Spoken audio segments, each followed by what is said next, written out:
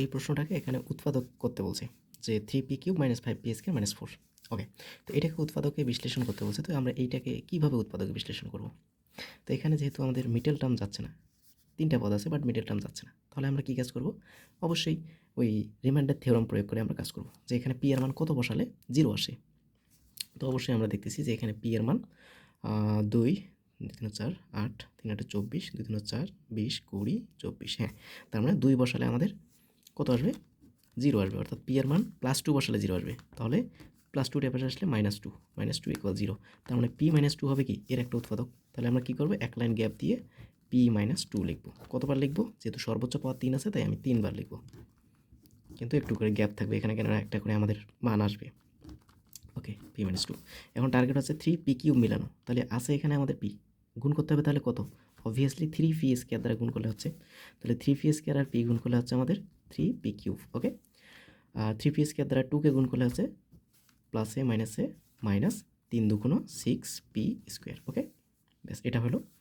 এখন আমাদের এখানে ছিল -5p², বাট হয়ে গেছে আমাদের -6p²। তাহলে আমরা এখানে কীভাবে সমতা করব? আরও তাহলে একটা আমরা বেশি লিখে ফেলছি, একটা বেশি লিখে ফেলছি p²। তাহলে আমরা সেটা সমতা করলে সিঙ্গেল p দ্বারা p কে গুণ করলে আমরা +p² পাচ্ছি। তার মানে এটা মিলে গেছে। ওকে, আর এখানে আমরা কি পাচ্ছি? এখানে আমরা কি পাচ্ছি? +a - 4 p আর 2 গুণ করলে হচ্ছে আমাদের কত? 2p। ওকে, এটা।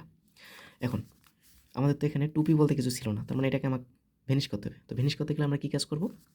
এখানে অবশ্যই আমাকে +2 দ্বারা p কে গুণ করলে আমরা +2p পাচ্ছি।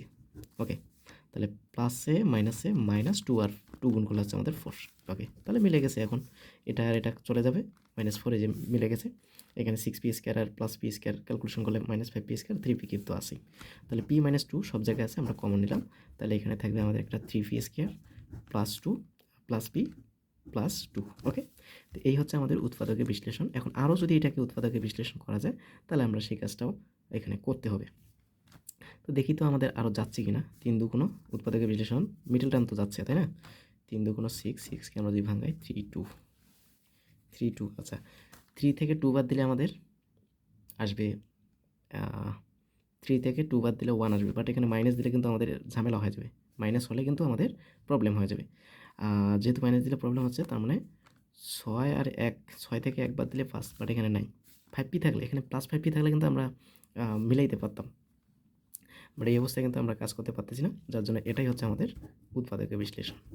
আশা করি বুঝতে পারছি।